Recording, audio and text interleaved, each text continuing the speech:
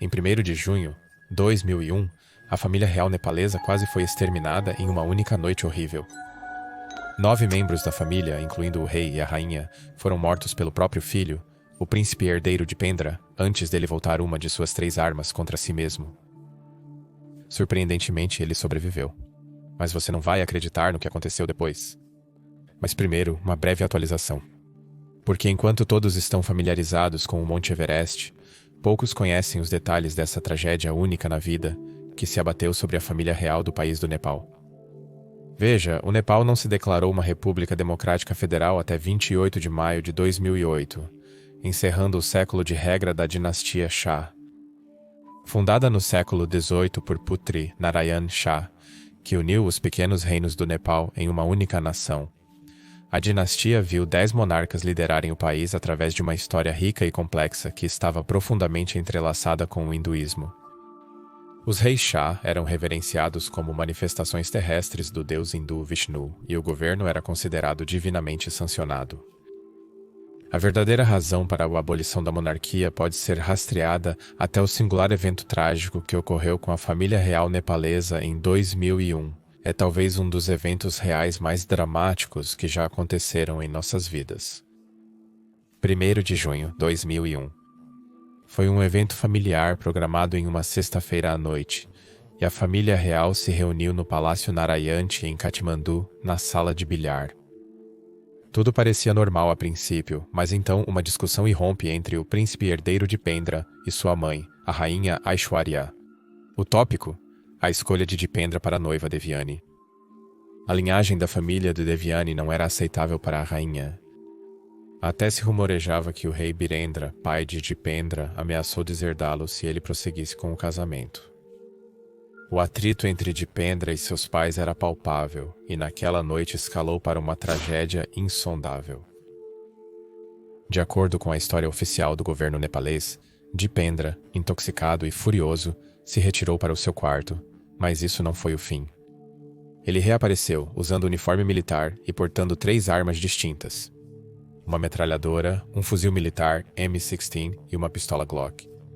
Dipendra entrou na sala de bilhar onde a família estava e atirou. 9 membros da família real morreram e 4 ficaram feridos antes de Dipendra atirar em si mesmo, mas não morreu instantaneamente.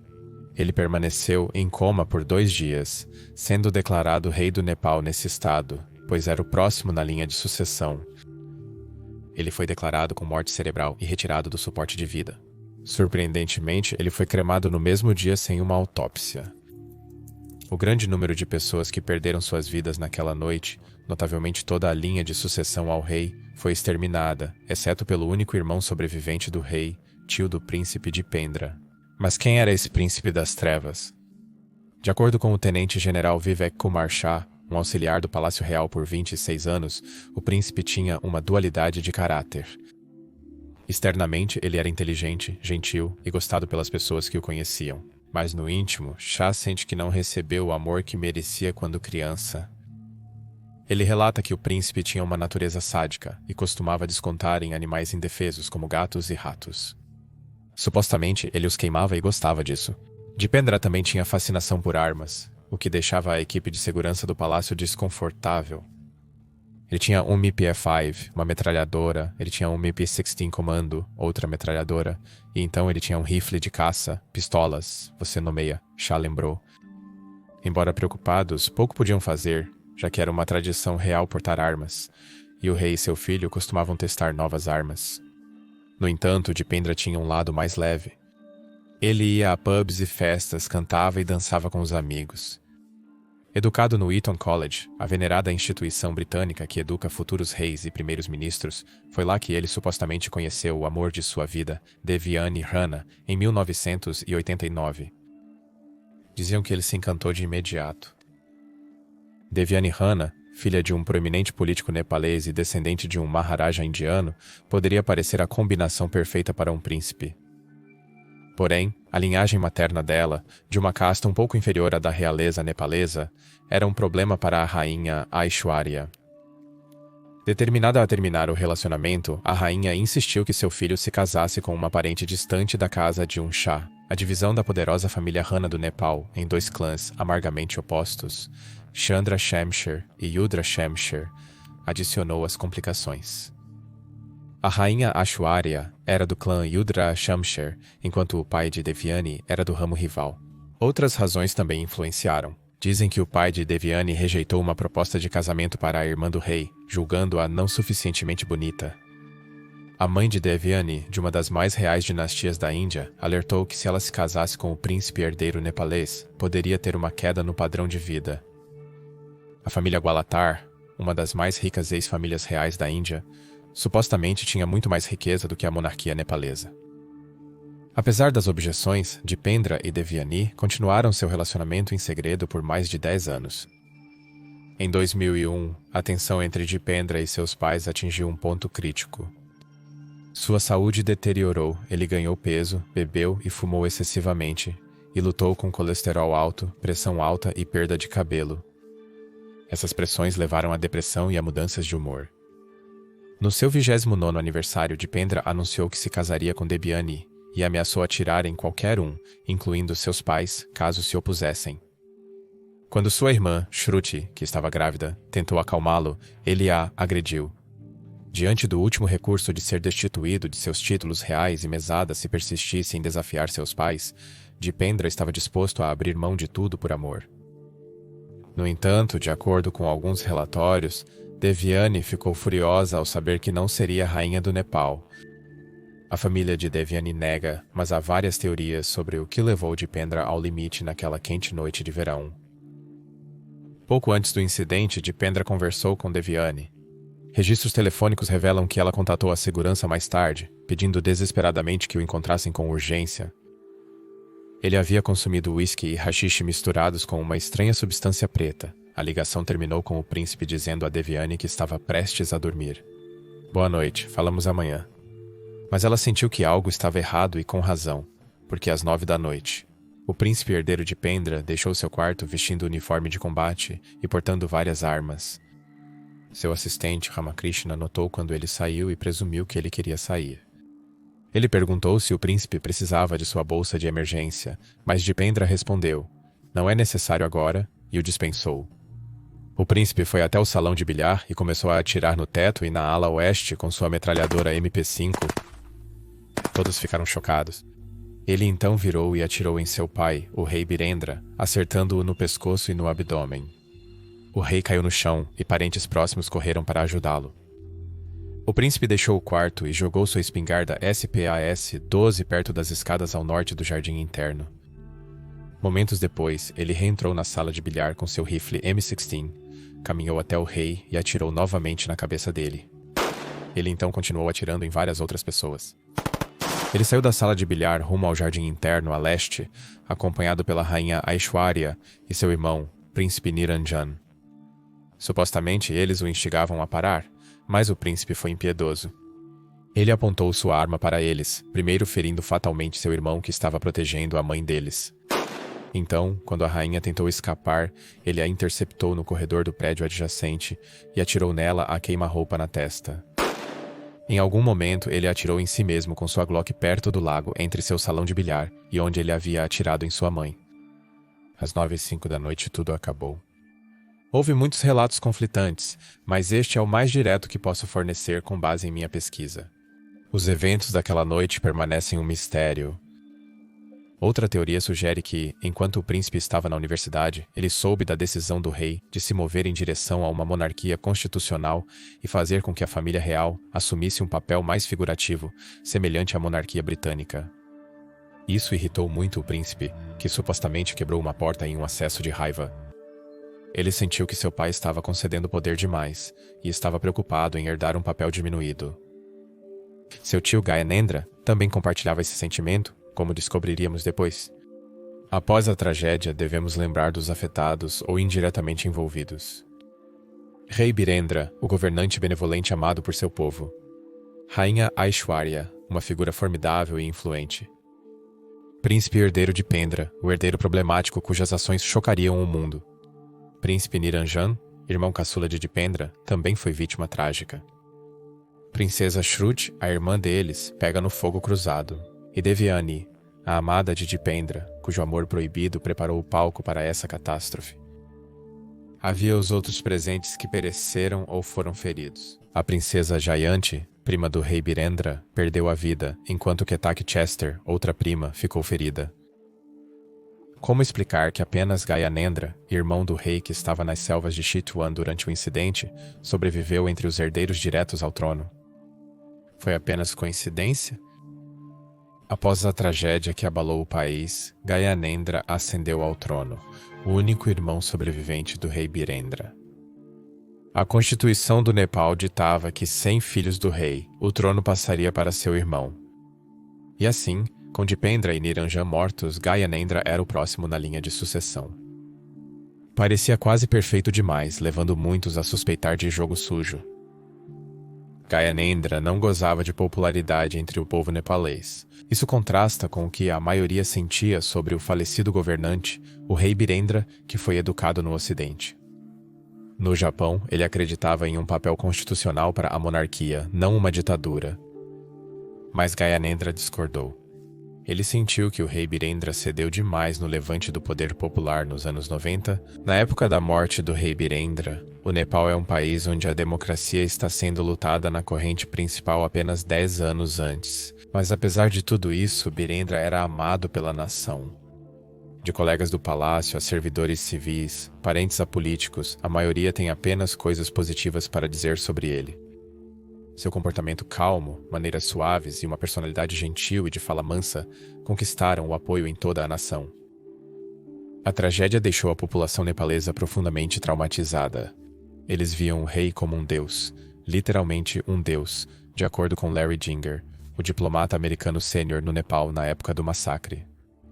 Muitos nepaleses seguem céticos quanto à versão oficial, destacando contradições nas provas apresentadas. A indicação mais flagrante de um possível acobertamento são as narrativas em constante mudança do governo nepalês. Inicialmente, o governo alegou que um fuzil automático disparou acidentalmente, matando 10 pessoas e ferindo 4. Esta versão foi prontamente rejeitada pelo público por ser implausível e absurda. Considere os detalhes que suscitam questões sérias. 2 balas foram disparadas da pistola Glock de Dipendra naquela noite. Geralmente, quando alguém atira em si mesmo na têmpora, é um único tiro. Além disso, surgiram relatórios de que Dipendra consumiu uma quantidade considerável de álcool, fumou um cigarro misturado com haxixe e outra substância desconhecida. No entanto, o médico que o tratou enquanto estava em coma afirmou que não foram encontrados vestígios de álcool ou substâncias psicotrópicas em seu sangue, exceto nicotina. Seria esperada uma investigação detalhada, com autópsia, para confirmar a toxicologia e determinar se Dipendra realmente disparou os tiros fatais. Dipendra foi rapidamente cremado no mesmo dia em que foi retirado do suporte à vida, eliminando a possibilidade de autópsia. O manejo do relatório da comissão sobre o incidente pelo governo também gerou dúvidas. O rei Gyanendra revisou o relatório antes de sua publicação, gerando um conflito de interesses. Qual a credibilidade de um relatório quando o possível suspeito supervisiona sua divulgação? A rápida cremação do corpo de Dipendra impediu qualquer análise forense para determinar se ele tinha resíduos de disparo em suas mãos, ou se a trajetória das balas correspondia a uma ferida auto-infligida. Várias perguntas seguem sem resposta. Testemunhas relataram ver Dipendra cambaleando antes e durante o tiroteio. Como ele conseguiu executar um ataque tão preciso e letal estando intoxicado? Por que não havia evidências de uma luta? E os guardas do palácio durante este trágico incidente? E o que dizer de Gyanendra, convenientemente ausente do palácio naquela noite? Ele estava em Chitwan, longe do caos. O momento e as circunstâncias de sua ascensão ao trono pareciam quase convenientes demais.